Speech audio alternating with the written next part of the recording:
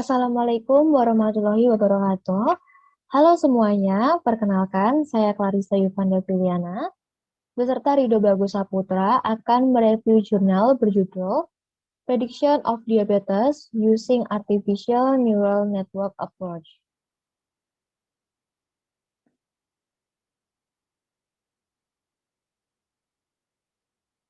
Apa yang akan kita bahas? Yang pertama adalah studi kasus, yang kedua objek penelitian, yang ketiga tujuan penelitian, yang keempat metode penelitian, yang kelima hasil, yang keenam kesimpulan.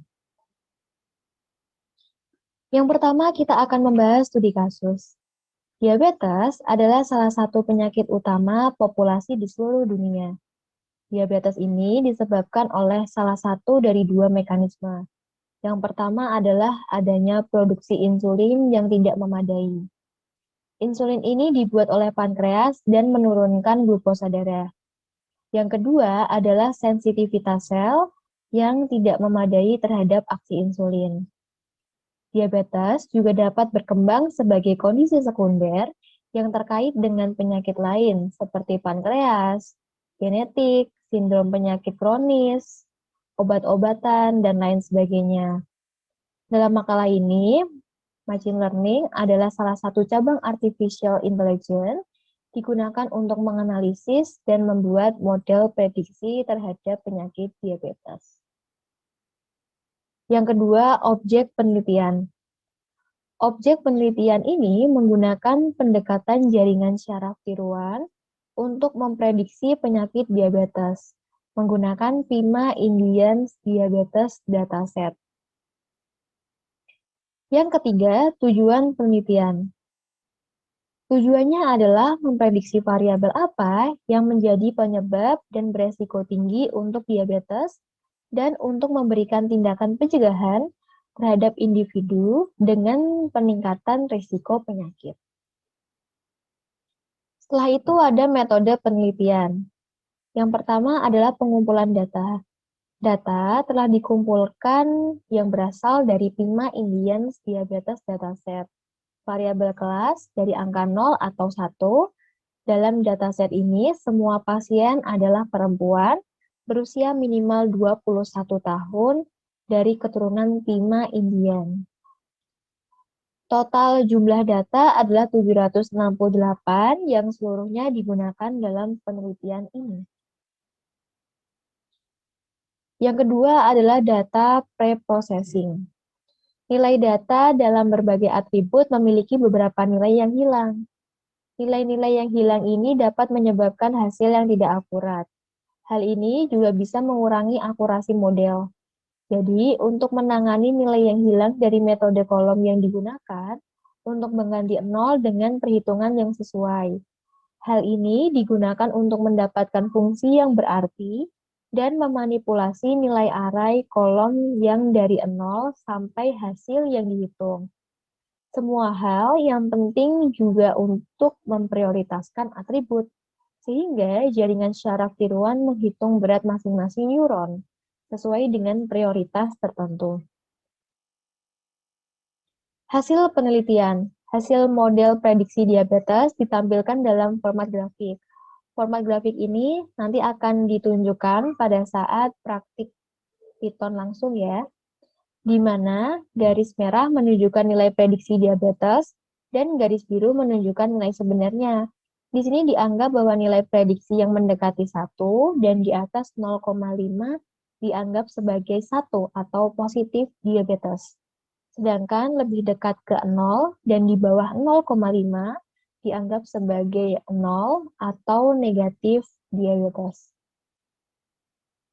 Kesimpulan. Kesimpulannya adalah kapasitas prediksi model berbasis DSP dapat memprediksi kemungkinan mengembangkan diabetes di wilayah PIMA Indian. Dapat diamati bahwa pembelajaran dengan kumpulan data sampel yang lebih banyak dapat meningkatkan akurasi dengan mengurangi tingkat kesalahan. Menggunakan nilai relatif untuk parameter dengan area demografis lainnya. Dapat ditingkatkan ke area yang luas. Model ini berguna bagi pengambilan kebijakan kesehatan yang dalam melakukan tindakan preventif sebelum terjadinya diabetes dalam jumlah besar. Sekian presentasi dari kami. Setelah ini akan ada praktik menggunakan Python. Baik, setelah ini akan dipraktekkan bagaimana memprediksi diabetes menggunakan Python. Sebelumnya, kita akan mendownload database melalui Pima Indian Diabetes Database. Di sini sudah saya tampilkannya di layar, langsung saja kita download. Pima Indian Database ini mampu untuk mengimplementasikan machine learning. Oke, kita tunggu dulu ya.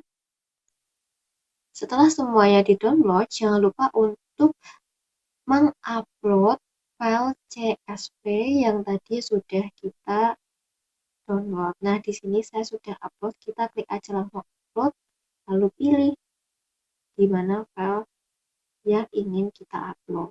Nah, di sini saya sudah mengupload dengan nama diabetes.csv. Langsung saja kita ke kodenya.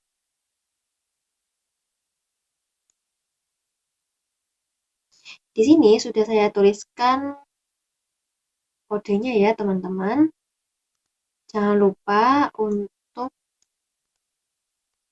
mengganti nama ini menjadi nama yang tadi sudah kita upload. Karena tadi namanya adalah diabetes CSV, maka saya menuliskan di sini diabetes.csv.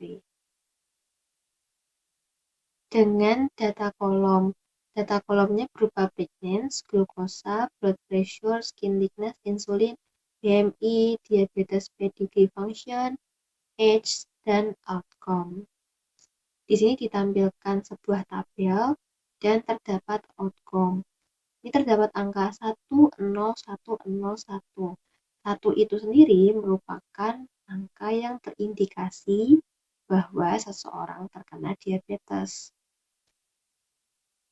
Sedangkan 0 adalah seorang yang tidak memiliki penyakit diabetes.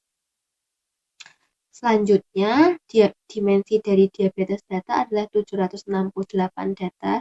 Jadi, di Bima dataset tadi itu terdapat 768 data dengan 9 kolom.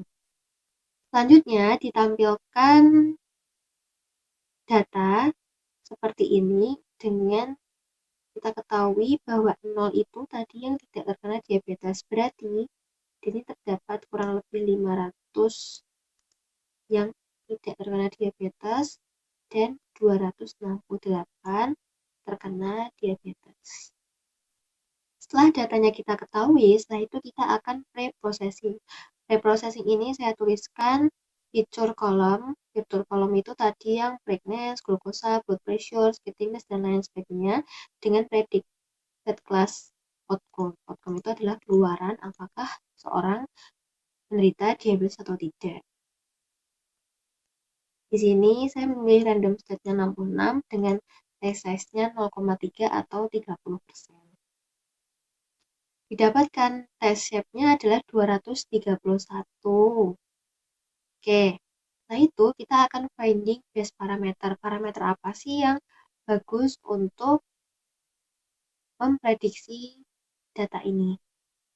Oke, di sini sudah saya tuliskan dengan max liter adalah 1000 atau 1000 kali pengulangan dengan alpha 1, random state-nya 66, dan kita akan mencari berapa hidden layer yang terbaik untuk metode ini.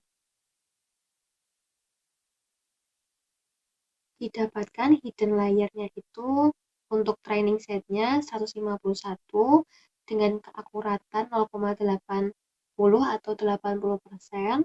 Setelah itu ada hidden layer untuk on test set-nya itu 28 dengan keakuratan 75%. Di sini kita dapat lihat bagaimana akurasi dalam prediksinya dan akurasi di dalam tes.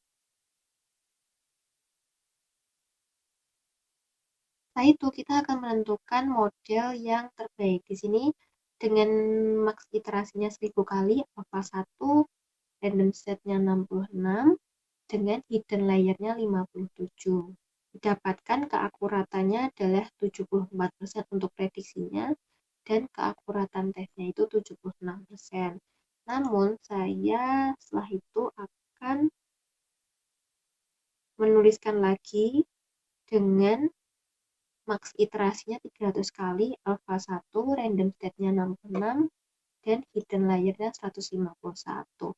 Didapatkan bahwa lebih akurat, akuratannya 80% dan 74%.